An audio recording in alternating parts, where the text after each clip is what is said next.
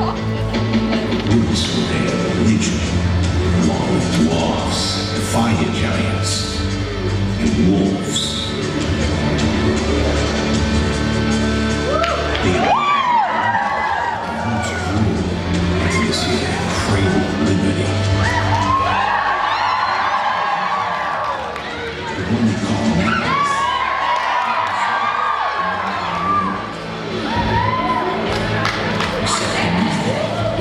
And every which way, it wasn't that modern, and it wasn't a world singular. There were 9 of them. And let's just say that these worlds, they didn't get along too well.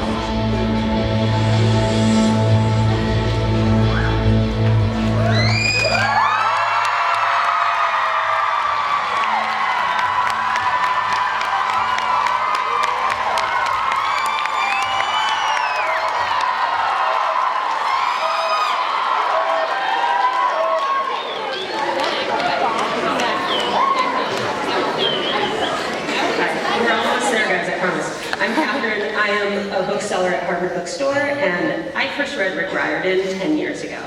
Since then, I have sold the Percy books and the Kane Chronicles to thousands of kids, some of you, and I've discussed them with thousands more. I've given them to voracious readers and to countless kids who have never willingly picked up a book before. Those kids have come back 3 days later for book 2. They finish everything Mr. Riordan has written and then beg me for more authors that they'll love as much. So when I say that I'm a super fan, yes, it's because I love mythology and I love fast, funny books, but more, Rick Riordan is raising an army of readers, and I have no higher compliment to give.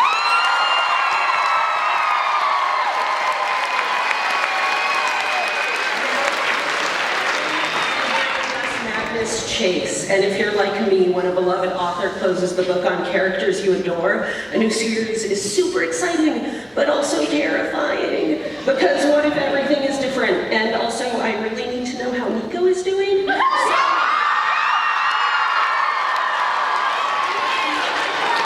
can tell you from one fan to another that you need to turn up your excitement and forget the terror, because this book is amazing. And if you think that Greek mythology is nuts, get ready for Norse mythology in all of its regenerating goats and nightmare squirrels and 8-legged horses. So, but the best part is, very exciting. Reading it also feels like coming home to a best friend that you've been missing. So, I'm very jealous of you all that you get to go home tonight and experience this book. When you finish, please come visit me at Harvard Bookstore, because I have thoughts that need to be discussed, and it is killing me.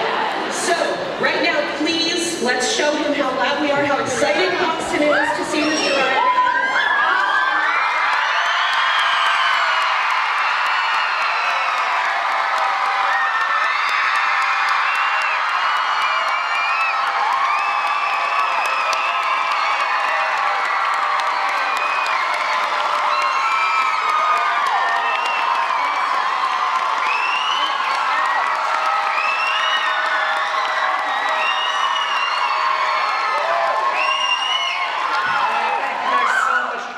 Excited that we get to launch the tour in Boston, my new hometown.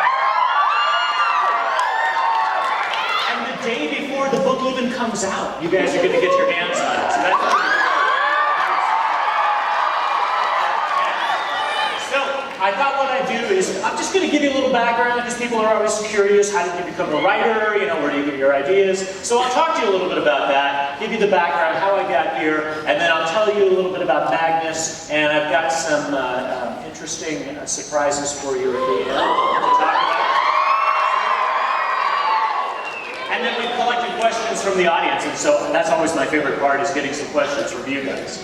Well, people always want to know, how do you become a writer? I've heard it said that writers, they have to kind of be like suffering, you know, miserable people when they're growing up. You know, and I guess that's true. I was a really unhappy child. You know, you can tell nobody loved me. That's my mom there in the red dress, and that's my grandfather there, and that's my uncle on the side. My grandfather was the first storyteller I think I ever remember in my life. When I was older than this, He used to put me on his lap, and he had this briefcase full of blank paper. And he would bring it out, and he would just draw pictures. And he would make up stories just off the top of his head. And I was like, how does he do that? It's amazing. So I knew that someday I was hoping to be a storyteller like him. My parents also read me a lot of books. My dad was a real big influence. We did all kinds of, some manly activities together. That was one of our favorites. I'm still pretty good at it. But he read me my first book of folk tales. It was Native American folk tales. And I always remembered that. My mom also told me all kinds of stories. She also gave me my impeccable fashion sense. There I am rocking the pool. Got me my first car. Yeah. But they told me that eventually I would have to start reading on my own. And I wasn't so hot about that idea. I said, nah, man, you want me to read on my own? I'm out of here. Hit the streets at an early age. It was terrible. No, I actually stuck around. But the only things I really liked to read when I was young, like in elementary school, were these.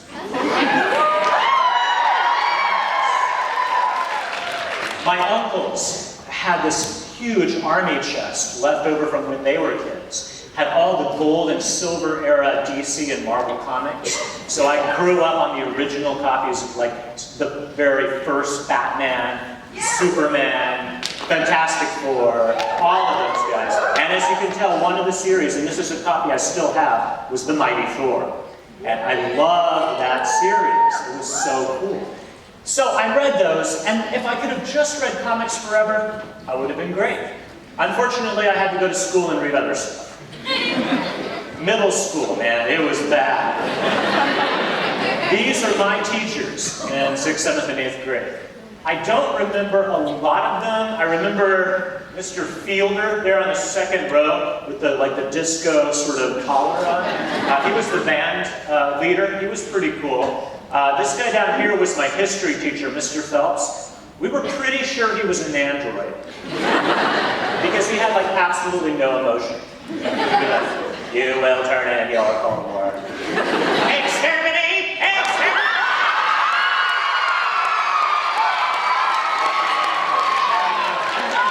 That was pretty scary. The only thing scarier than the teachers were the students. Yeah, there's my groovy classmates. Back when I was in middle school. That's the 8th grade. And I didn't obviously know it at the time, but this girl right here would someday be my wife. This is actually from her yearbook. And you'll notice that she has written the word Foxy next to this name. That's not me. That's me. I hated middle school. Oh man, I hated middle school so much. And I didn't like the stuff we were reading, but I did have a great 8th grade English teacher, Mrs. Past, and she introduced me to The Lord of the Rings. That was good stuff. That was the first series I remember reading and actually enjoying and thinking, wow, reading can actually be fun, not just something they assign me. And she said, well, Rick, if you like The Lord of the Rings, you should try reading Norse mythology, because Tolkien, all of his stuff came from the old Viking stories. And so I started reading, way back in 8th grade, about the Norse dudes. Odin, and Loki, and Thor.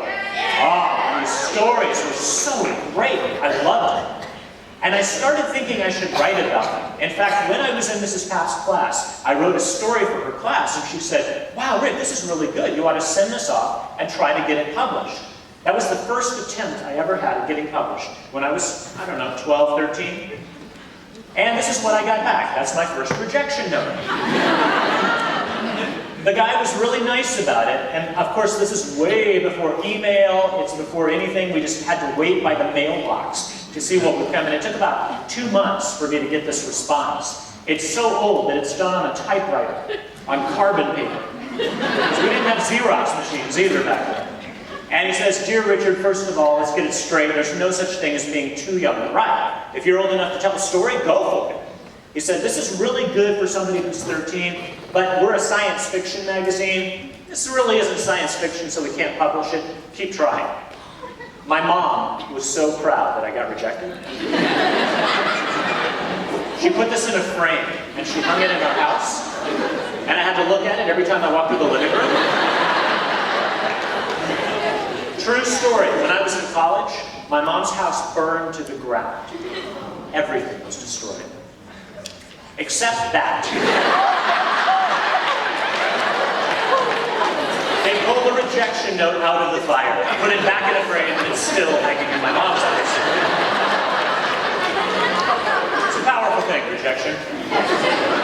I never did get published in middle school. I went on to high school, and I tried to be a writer there. And I like to call my high school years Attack of the Hair. There I am. I was pretty much of a rebel. I got in trouble. That's a page from my journal when I was a freshman. I did this underground newspaper that made fun of the principal and the football team. Yeah, so that was my first introduction. I never got like suspended for it or anything. They knew it was me, but they couldn't prove it. So that was good. I got kicked out of a lot of classes. In fact, I probably would have been kicked out of school, except for one thing. I met a girl. That's my wife. Yeah, she really is. She's really my Annabeth, because Annabeth is kind of inspired on sort of, you know, your perfect soulmate. And for me, that was Becky. We met in high school. That's us in high school. And if not for her, I probably would have just had no reason to go to school. But we stayed together, and we went on to college together at UT in Austin in Texas. And while we were there, you're probably thinking, Rick, surely your hair could not have gotten any longer.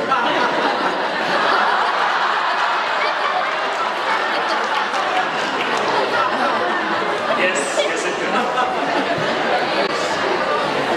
I worked my way through high school playing in a folk rock band. And so that's why I have a guitar there. But I very quickly discovered I was not the god Apollo. I did not have magical musical powers. And, you know, that didn't really work out for me. But I kept writing, I kept doing music, and two really good things did happen out of college. One was that Becky and I got married. And you may be wondering, why are there birthday hymns on your wedding cake? That's because Becky and I have the same birthday. June 5th, she is 30 minutes older than I am. So it's great, I can never forget my anniversary.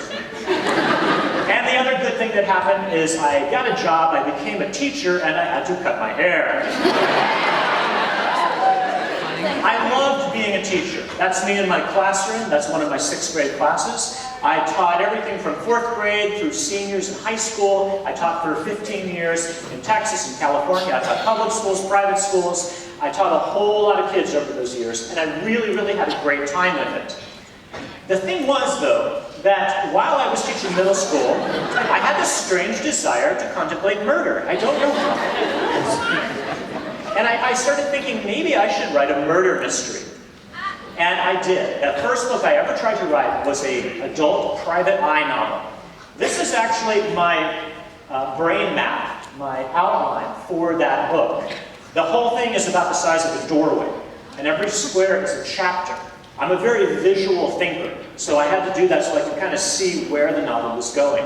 A lot of times people say, how do you deal with like a, I'm blanking on it, right? How do you deal with writer's block? And this is the answer. The answer is, I do one of these maps. I don't always stick to it, but if you do a map ahead of time, you know where you're going. And then I just write the whole thing all the way through. I don't worry too much about how good it is. I just want to get it all down on paper, and then I go back and revise. When I was done, the manuscript looked like that. And if you look inside, you will see that every page is just covered with correction marks, where my editors went through it. Anybody want to guess how many drafts I had to do, how many revisions of the entire? 37. 37? Ooh. Fortunately not that many, but somebody said 15. Yeah, you're really close. 14 times. 14 times I had to revise the whole novel. Was it fun? No. But I finally got it done, and it did get published. And when it came out, that was the cover. Big red tequila! Everything in Texas is bigger, even murder. I did 7 of these. While I was teaching full-time, I would do a private eye novel every year. That was the first one. Here's the second one. It actually got put into Japanese. Anybody notice something different about the books in Japanese? Yeah. They kind of flip backwards. They're backwards, right? Yeah. And inside, they don't read right to left. You read up to down in columns.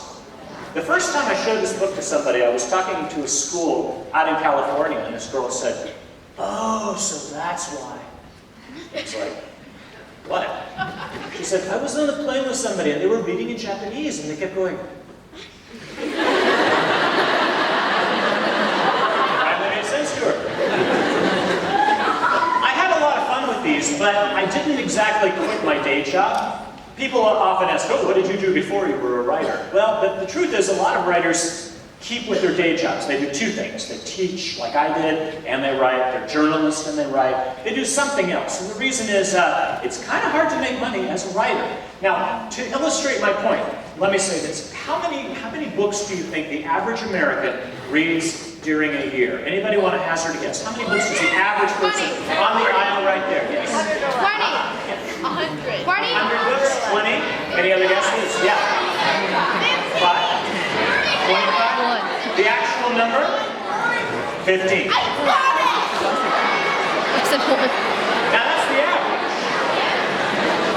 I have a feeling that a lot of you already are beating the average. However, 40% of adults in the United States read no books during the course of the year. Not one.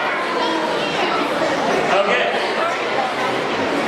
Now, different question. How many books do you think are published every year? Not copies, but individual titles, different books every single year in the United States. Anybody want to guess how many different books? Yes.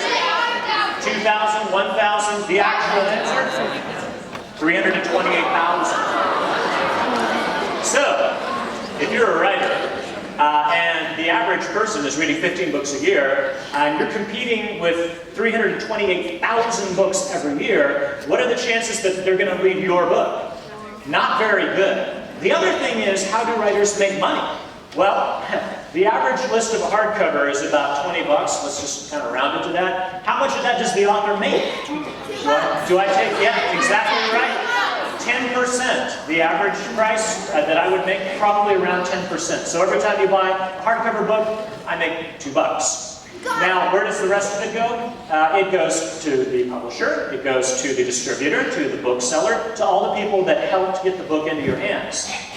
So it's a lot to distribute, and my advance, the advance is the money that they think is going to be your cut. It's like their best guess. For my first book was $15,000. Hey, that was a lot of money back then. It's still a lot of money. But it's not like I'm going to quit my day job and become a millionaire on that, right? And so I did not. I kept being a teacher. And that was fine. I like that. I like telling stories in my classroom. I had a reputation for dressing up. There's Colonial Rick. There's Samurai Rick. And Shakespearean Rick. I would tell stories to the lower school. I would tell stories to middle school. Somewhere. There I am. I think that should be my new author photo, personally. And my students used to say, "Hey, Mr. Riordan, why don't you write something for us? I mean, you're writing books already. You teach middle school. Have you ever thought about putting the two together?"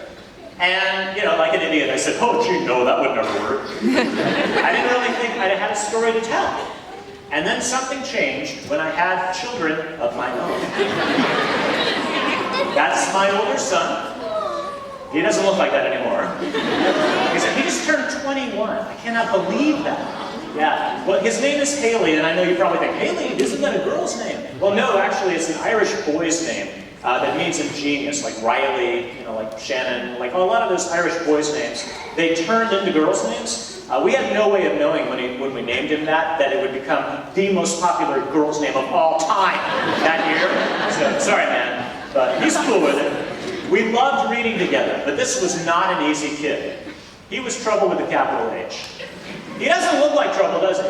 Looks like a nice, sweet kid. Oh man, he got in so much trouble. I remember one time when we lived in California, he was about, I don't know, 2 maybe, and he used to love Cheerios. And we had this floor furnace. And he took the Cheerios one day and he dumped them into the furnace to see what would happen. Well, the Cheerios caught fire. And so it's like looking like the flames of Tartarus, right? It's leaping up. And his mom grabs the fire extinguisher and she and I are running around like, ah! Haley thought that was cool. He wanted to see that again. The next day, he took a bundle of laundry, dumped it on the furnace, went over to the thermostat and turned it to 100. We came in a minute later, smoke is billowing up, the alarms are going off, flames from Tartarus. And that's just the kind of easy kid he was. He did not do well in school. We didn't know it at the time, but he had ADHD and he had dyslexia, both of which made it really hard for him. Now, that's him in first grade. And the only thing he liked in school was this unit they did in second grade about Greek mythology. That's him dressed up as Hades, got it. And he asked me if I would tell him some stories, and I wanted to keep him interested in school. So I did. I told him all about the Greek dudes. You know, we got Zeus, Poseidon, Ares. And he thought those stories were cool, then I ran out. And he said, Dad, tell me another one. And I was like, well, there aren't any more. Sorry. They're not making any new ones. Haven't been any new ones in 2,000 years. He said, well, you make up stories, make one up. I was like, okay. So I thought about what Haley was going through with the ADHD and the dyslexia and the not liking school. And I thought about demigods, half God, half mortal. And I thought, what would it be like if you were a modern kid and you found out that your real mom or your real dad was a Greek god? What would that be like? Usually I ask people at this point, who's your favorite? But I had one school one time where a girl raised her hand and said, Batman! So, I'm not going to ask that question. But from this, I came up with a story off the top of my head, and that became Peter Johnson.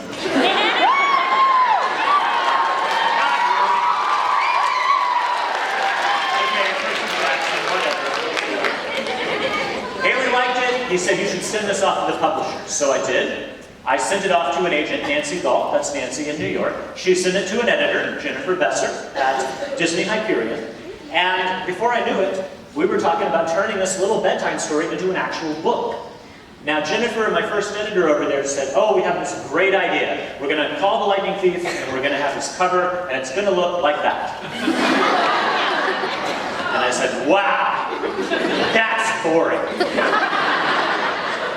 Can't you do something a little different? So they found a guy who does covers for video games. And he said, oh yeah, Greek monsters? I don't think he ever read the book. He said, yeah, sure, whatever, here. Boom. It's like, really? Can you make it not quite as terrifying? So that was actually the cover that The Lightning Thief had the first time that it was published. Has anybody seen that cover? It's like, they haven't been making it for 10 years, but it's still out there somewhere. And I don't know, I didn't really like that, so we got a new artist, John Rocco. That's John. Did a great job. And this is the very first cover he did for us for The Lightning.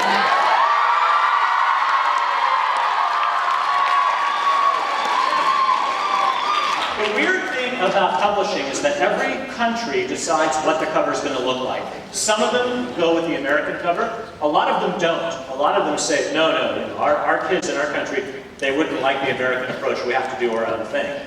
And so some of these are pretty interesting.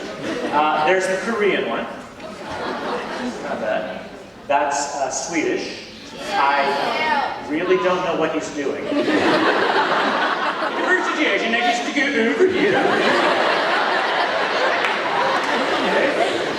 There's the French version. Some of these, they look like they were made for $5 in a copy of Photoshop. Yeah, that's the Ukrainian Percy Jackson. Looks like Percy Jackson goes to Candyland.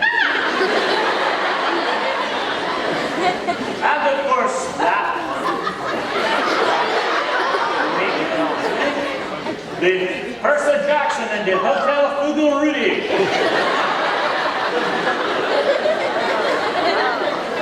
my favorite one really has to be the German cover. You know, I was told that the Germans are really, really serious, somber people. Like no sense of humor, right? I was like, well, okay, so prepare yourself for this like dark, somber, serious cover. And then I get the German cover.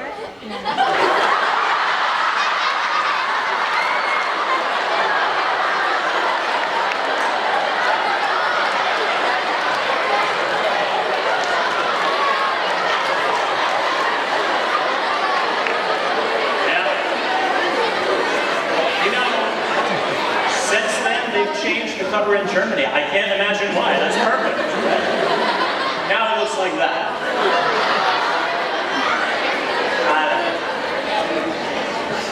Well, when The Sea of Monsters, the second book, came out, again we had this thing with all the different covers from all over the world. That is the Vietnamese cover. There is the Italian cover. The Italians are always so stylish. Long. And there, of course, is the Germans. You gotta love it. Now, with 2 books out, it was still kind of just me reading these to Haley, my older son. I had a younger son, Patrick. He wasn't really that interested right away, but then he came with me to a school performance that I did. And he said, oh, that's what you write about, Dad? Oh, that sounds kind of cool. Okay. That's Patrick back in the day. Yeah, we read a lot too. That was one of our favorites. Everyone Poops. Have you read that? It's really great. I won't tell you how it comes out in the end, but it's amazing. And so Patrick decided to start reading them with us. He helped me with The Titan's Curse. The Titan's Curse, the 3rd book in Percy Jackson. We had a terrible time with the cover. John Rocco did all these sketches, and we just couldn't decide. He did that one. He did that. He did that. And then finally, he did just a real quick sketch that looked like this. Percy on his Pegasus blackjack flying off over New York. I really like that. I was so proud of this cover. The first time I showed it was at a middle school in Austin. And this kid raised her hand after I introduced it, all proud. And he said, whoa, it's a moose!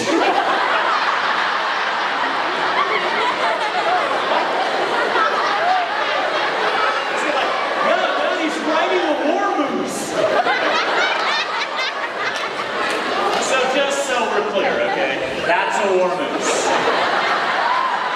Pegasus.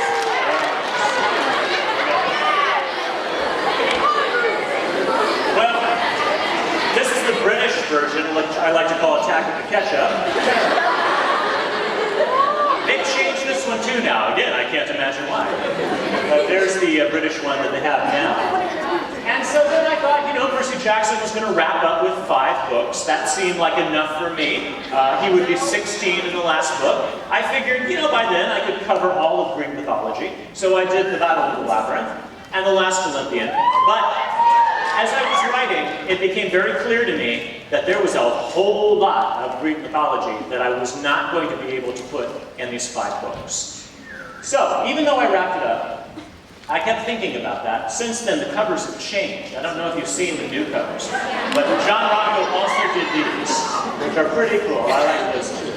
I did some other stuff. I did the 39 Clues. I did the Kane Chronicles.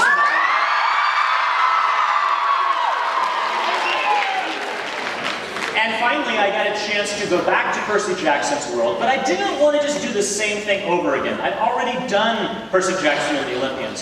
To keep it interesting for me, I had to kind of change things up. And so I thought it'd be a great idea to have this prophecy of 7, and we'd have all these different characters. It turns out that that's a lot of characters. And so I had to do a lot of juggling, but it was really neat to have that many main characters and go back and forth between them. And that became the Heroes of Olympus.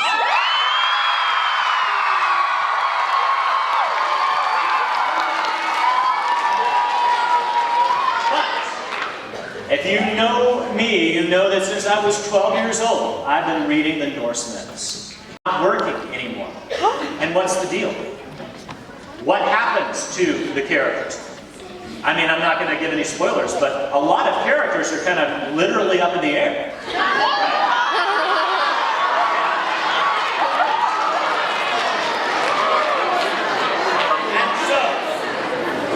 You heard it here first, guys. Starting this spring, we're going to have one more 5-book series.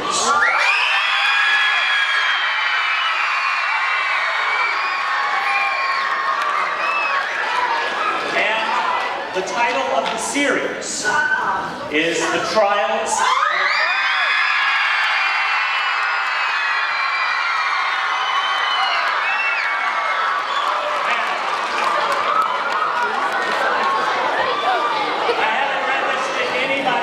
You want to hear the little summary about the series?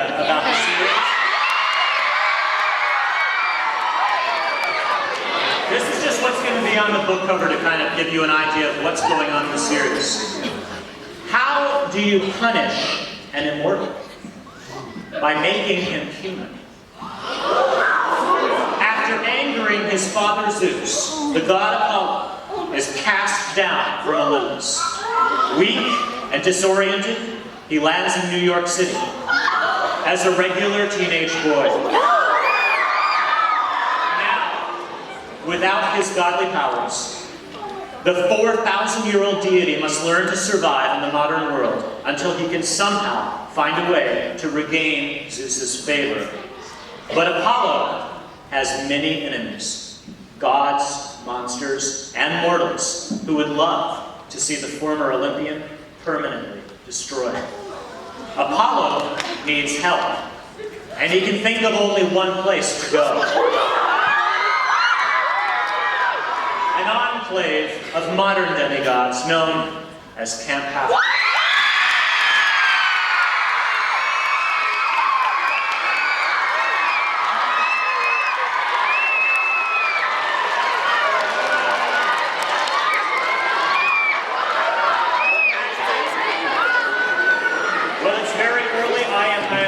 Overtime to get this to you as quickly as I can. It's coming out really quickly. It's going to be out in May at the end of the school year.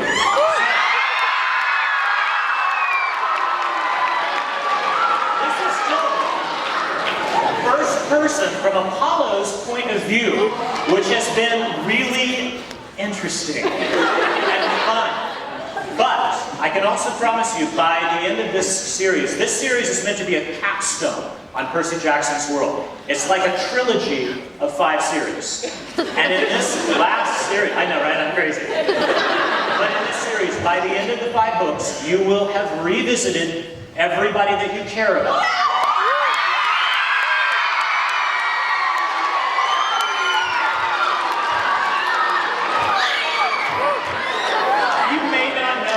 The rest of their life forever, but you will see what's happening with all of them after the Heroes of Olympus and find out what the deal is. So,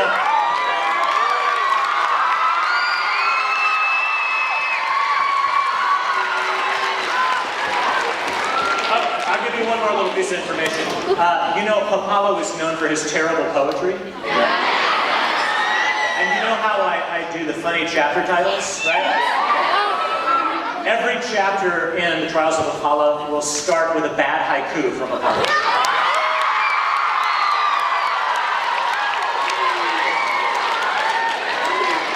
And your first chance to get a sneak peek at what the Trials of Apollo will be like will be coming out in, it's a while, it's going to be in April. But a lot of you guys asked, are you ever going to do a book version of the crossover stories between the Kane Chronicles and Percy Jackson? And we heard you, so that's going to be coming out in April. It's called Demigods and Magicians. It compiles the stories that were released as electronic stories, and it will also have a sneak peek at the first book in the Trials of Apollo, which is going to be called The Hidden Oracle. That's the first.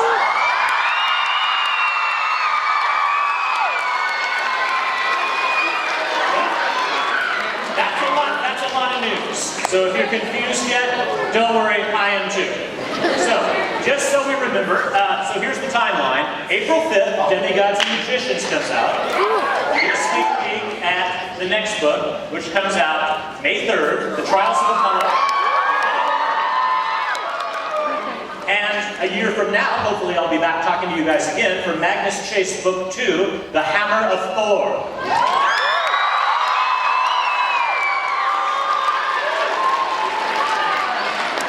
It's going to be a busy year, but I'm loving it. And finally, my favorite part, let's get to the questions that you guys wrote down when you came in. Now, obviously, I can't get to everybody, but we'll see what we got here. Has becoming famous, this is by Kaylee, age 10. Has becoming famous for writing such an outstanding book series, well, thank you, changed you in any way, and so how? Because it's made me even more amazing. No, well, I mean, obviously, it's amazing to know that there's so many kids that love the books, and that is an incredible honor to know that you guys have sort of taken the books and kind of made them yours. You know, it's your world now, it's not just mine. That's awesome. But my two sons, Haley and Patrick, they don't let me get a big head. You know, they would not allow that. They said, oh, you're still a failure, Dad, don't worry about it. How do you come up with the names for your characters? Well, most of them I just make up. I like names that are a little bit interesting, a little bit unique, but still, you know, easy for me to say. Some of them are named after real people. Travis and Connor Stoll, those are real people. Nico's a former student of mine. Charles, Mrs. Dodds, the evil math teacher. She was a former colleague of mine. What happens, this is from Melina, what happens to Leo and Calypso? And do not tell me to use my imagination.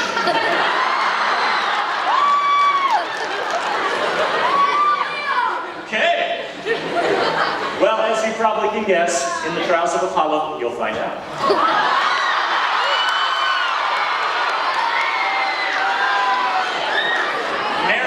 Meredith wants to know, does the best character die?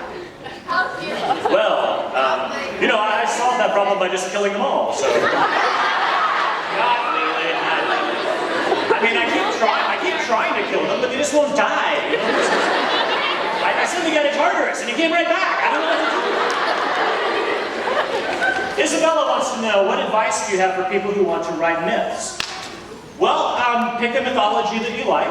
I mean, get to know it really well, and then try to figure out how you would do that if you were talking to your friends, and you wanted to make it really fun and interesting and not bore them. For me, I kind of pictured my own classroom. I sort of figured, okay, I'm talking to my 6th graders, 5th period after lunch. That's tough. And I said, how can I do that and not bore them? And that's how I wrote the lightning thief. Andrew 11 from Providence says, I notice a lot of your characters are Yankees fans. Aren't you from Massachusetts? Why aren't they Red Sox fans? A valid point. Well, Annabeth is based in New York City, so I figured, you know, it would have to be the Yankees. Actually, I'm from Texas, so I have just been in Boston for the last 3 years, so rest assured, I'm a Red Sox fan now.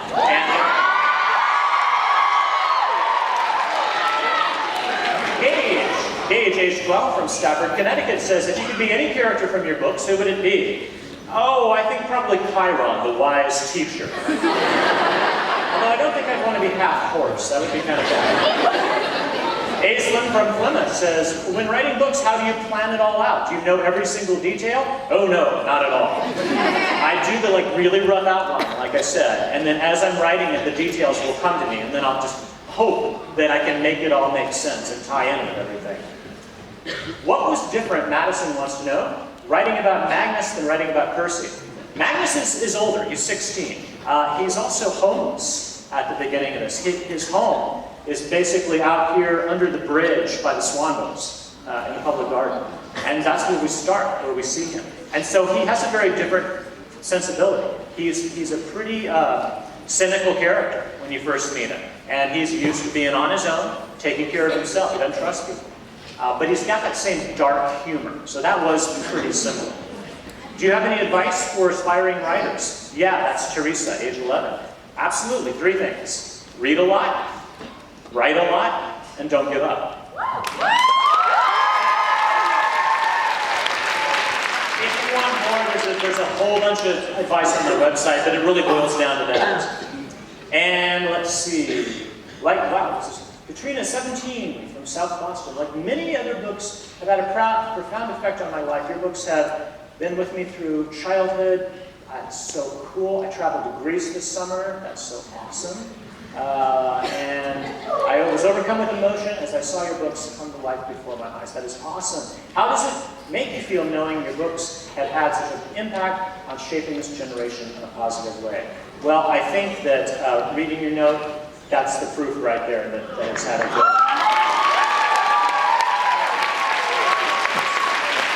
Well, I hope you all enjoyed Magnus Chase and your head start on the book. Thank you so much for spending part of your evening with me. Everybody else.